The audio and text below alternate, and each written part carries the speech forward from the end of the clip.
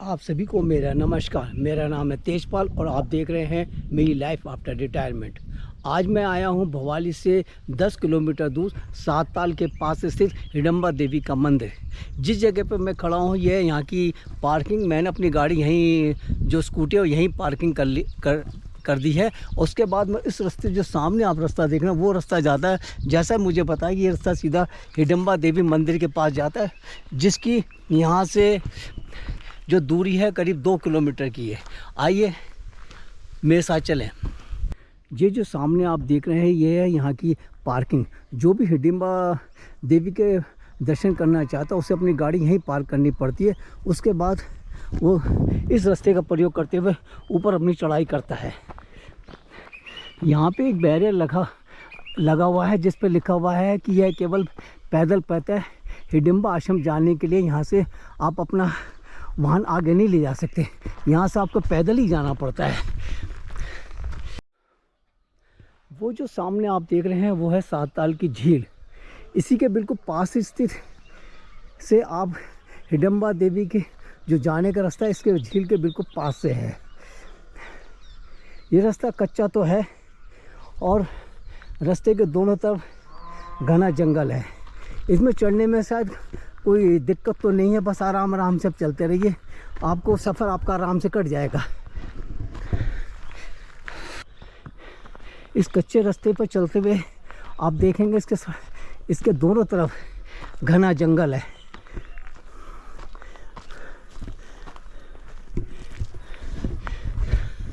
बस आप इसे खूबसूरत नज़ारे को देखते रहिए और आगे बढ़ते रहिए। आप कब वहाँ पर पहुँच जाएंगे आपको पता भी नहीं चलेगा।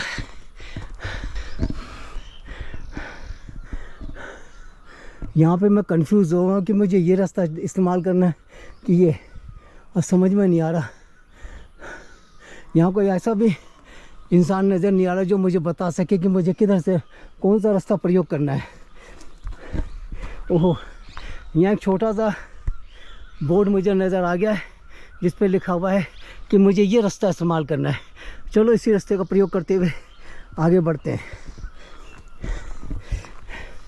जय गुरुदेव।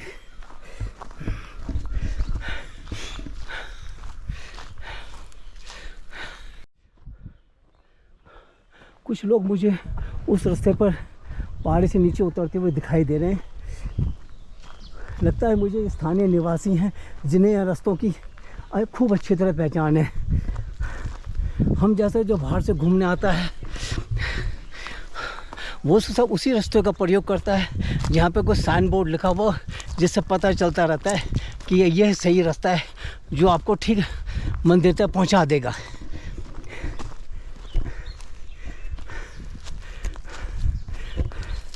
जब रुक के आप चारों तरफ का नज़ारा देखते हैं तो इस प्रकार दिखाई देता है।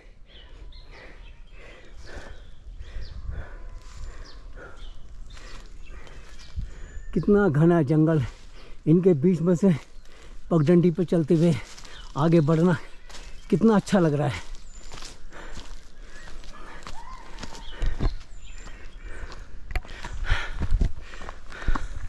जय गुरुदेव।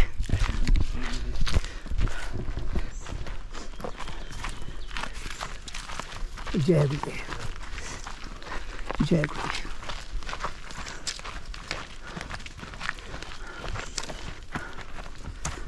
राम राम राम राम भैया।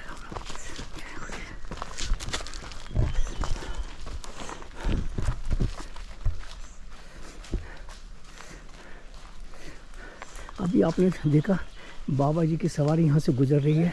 वो काफ़ी बुजुर्ग आदमी हैं इसलिए उनको डोली में बैठा के ले जाया जा रहा है। चलो मैं भी अपना सफ़र आगे बढ़ाता हूँ।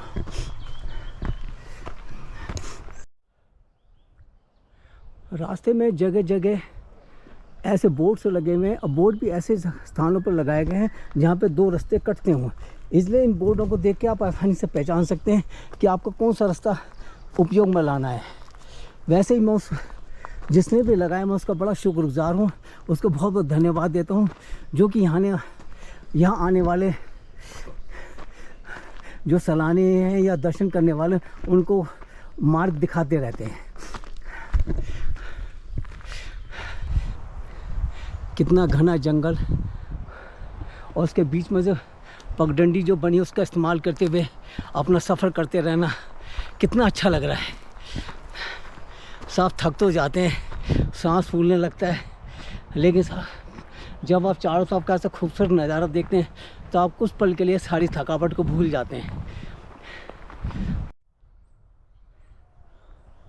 जब आप पहाड़ों पर सफ़र कर रहे होते हैं तो बीच बीच में रुक रुक के ऐसे पहाड़ों की खूबसूरती को देखते रहिए।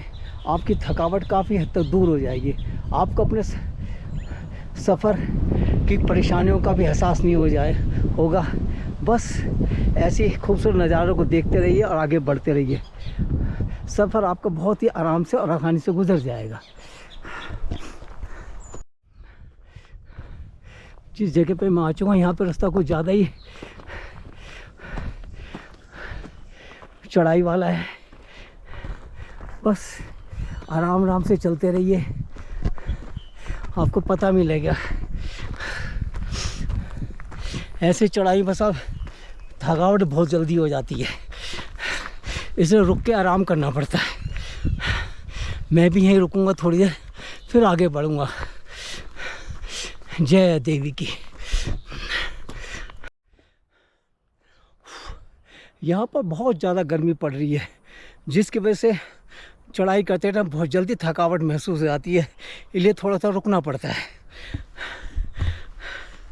चलो, जय माता की। ऐसी माता का नाम और परमात्मा का नाम लेते हुए मुझे आगे बढ़ना है। इस सफ़र के दौरान चलो मैं आपको एक छोटी सी कहानी सुनाता हूँ। ये वो कहानी है जिसको मैंने बहुत साल पहले एक न्यूज़पेपर में पढ़ी थी, जिसने मेरी सोचने का तरीका बिल्कुल ही बदल गया था। आइए आपको मैं भी वो कहानी सुनाता हूँ। बहुत समय पहले की बात है। एक बुज़ुर्ग आदमी एक महात्मा के पास गए और उनसे कहा कि महाराज कोई ऐसा उपाय बताइए ताकि बुढ़ापे में मेरे परिवार में रहते हुए सम्मानपूर्वक मेरा जीवन कटे। तब महात्मा ने उनसे कहा कि मैं आपको 4 ऐसी मुख्य बातें बताता हूँ जिनको अगर आप अमल करोगे तो आप अपने परिवार में सुखपूर्वक रह सकोगे। अब मैं चलते चलते फिर ऐसे मोड़ पे पहुँच चुका हूँ जहाँ पे 3 रास्ते कटते हैं। एक रास्ता इधर जा रहा है और एक रास्ता इधर की तरफ जा रहा है और एक रास्ता इधर जा रहा है। सामने मुझे एक पेड़ पे एक बोर्ड नज़र आ रहा है। मुझे लगता है मुझे इसी रास्ते का प्रयोग करते हुए आगे बढ़ना है।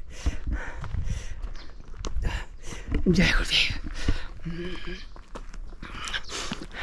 यह है बोर्ड, लेकिन वो तो उधर निशान बता रहा है। चलो उधर चलते हैं। मुझे फिर वापस नीचे उतरते हुए उस रास्ते का प्रयोग करना है।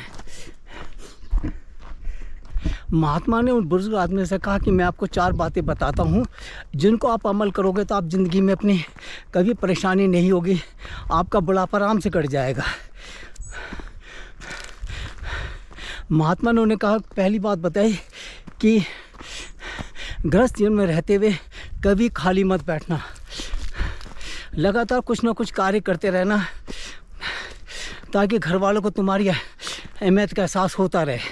अगर आप बिजनेसमैन हो तब भी उसमें लगे रहना, अगर आप किसान हो तो अपने खेत कार्य में लगातार लगे रहना।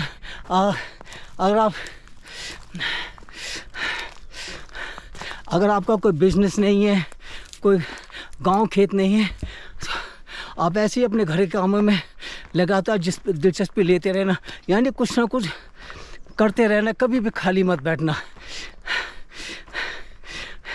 अगर आप ऐसे करोगे तो परिवार में आप काम का काम हो जाएगा और परिवार वालों को आपकी अहमियत का एहसास लगातार होता रहेगा।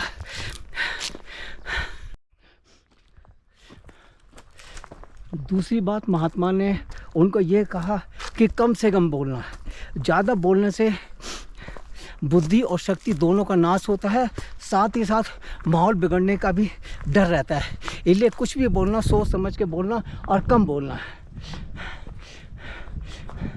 लगता है मैं मंदिर के नज़दीक पहुंच रहा हूं कि वो सामने वो एक कुछ दिख रहा है मुझे, नज़दीक देख के देखता हूँ कि वो क्या चीज़ है। तीसरी सलाह में महात्मा ने उस बुजुर्ग आदमी से कहा कि जब तक कोई आपसे सलाह ना मांगे आप सलाह मत देना, क्योंकि घर के बड़े होने के बावजूद भी आप अपने घर के मुखिया नहीं रह पाते। जो नई जनरेशन होते हैं, जो बच्चे हैं, वो बड़े हो जाते हैं, वो आपकी सलाह को बेशक आप चाहे उनको अच्छी सलाह दें, उनको अच्छी बात बताएं, लेकिन कई बार बच्चे वो इसको इग्नोर कर जाते हैं, आपकी बातों पर ध्यान नहीं दें। इसलिए जब तक वो आपको सलाह ना दें या आपसे सलाह ना मांगे, उनको सलाह ना दें। फिर भी आप उनको हमेशा उनके साथ रहें, और जब भी कोई गलत काम करता होता हुआ नज़र आए या होने की संभावना, तो उन बच्चों को आगाह जरूर कर दें।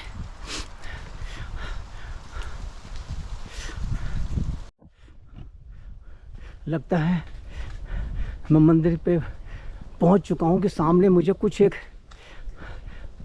घर से नज़र आ रहे हैं। इन्हीं के बीच में कोई मुख्य मंदिर होगा। आइए आगे बढ़ते हैं और देखते हैं।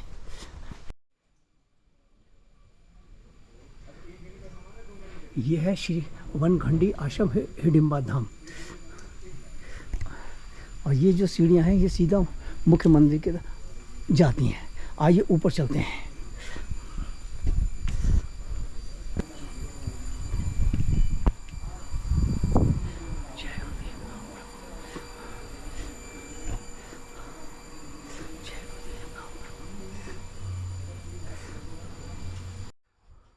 आइए मुख्य मंदिर में चलते हैं, हम माता के दर्शन करते हैं। आलू पाओगे बेटा? आलू पाओगे? थोड़ा सा दे देना। प्रसाद है। पाएंगे बोले। देखो 7-8 लोग हैं। ये लो प्रसाद ले लो। आ जाओ।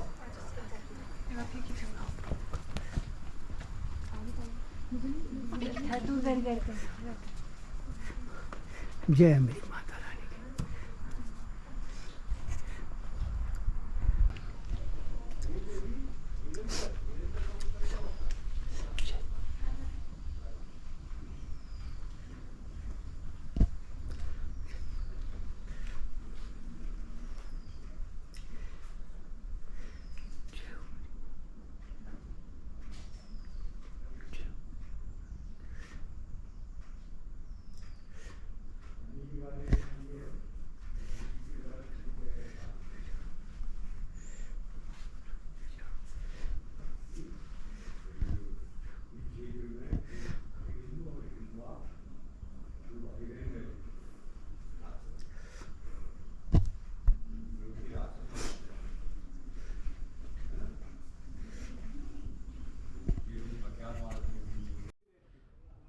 जब मैं मंदिर के परिसर में खड़े होकर से नीचे देख रहा हूँ तो किस प्रकार घाटी दिखाई दे रही है।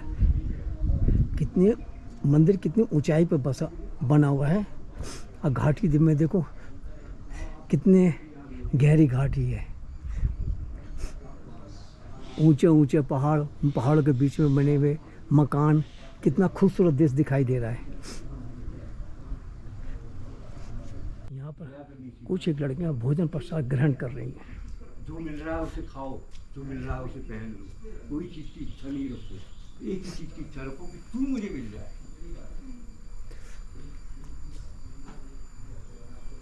कौन? वो जो परम है। अब मैंने मंदिर में दर्शन कर लिए हैं, अब अपने वापसी के सफ़र की शुरुआत करता हूँ। जय गुरुदेव। अब मैं अपनी कहानी को आगे बढ़ाता हूँ, जिसमें महात्मा उस बुजुर्ग आत्मा से कहते हैं कि इंसान को सहन करना चाहिए, क्योंकि उम्र बढ़ने के साथ साथ हमारा जो शरीर है वो थोड़ा कमज़ोर होने लगता है। इसलिए छोटी मोटी परेशानियां आती रहती है। इंसान को उन परेशानियों को बहुत ही दृढ़तापूर्वक सामना करना चाहिए। अगर ज़रा सी बात पे आप चीखने चिल्लाने लगो तो घर वाले भी आपको नापसंद करने लगेंगे और आपको और परेशानी बढ़ जाएगी। इसलिए इंसान को जब तक ज़्यादा परेशानी नहीं हो, उससे छोटी मोटी परेशानियों को सहन करते रहना चाहिए।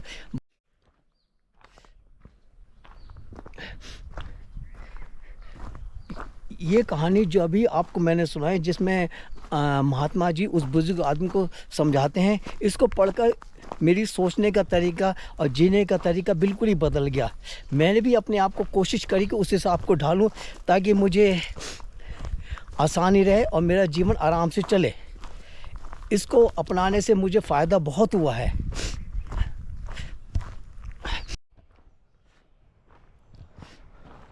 मंदिर पर पहुंचने के बाद मेरी बड़ी इच्छा थी कि मैं वहां के मंदिर के मुख्य पुजारी जी के उनके दर्शन करूं और उस मंदिर के इतिहास के बारे में कुछ जानूं।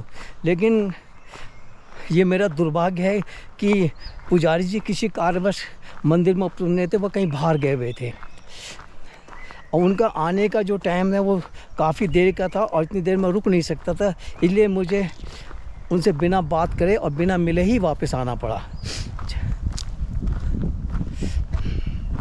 जय गुरुदेव। अब मैं तकरीबन नीचे तक पहुंच ही चुका हूं। यहाँ से थोड़ी दूर पर 7 ताल की लेक है, मैं उसको भी देखने ज़रूर जाऊंगा। देखता हूँ वहाँ जाके मुझे क्या क्या देखने को मिलता है।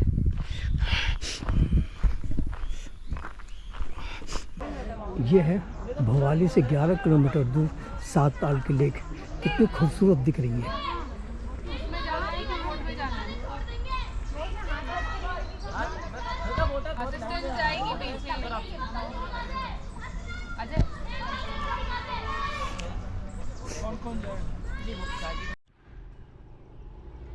जब हम झील के दूसरी तरफ से देखते हैं तो 7 ताल की झील हमें इस प्रकार दिखाई देती है। कितना खूबसूरत दृश्य नज़र आ रहा है। झील के बीच में कुछ एक युवा बोट की सवारी कर रहे हैं।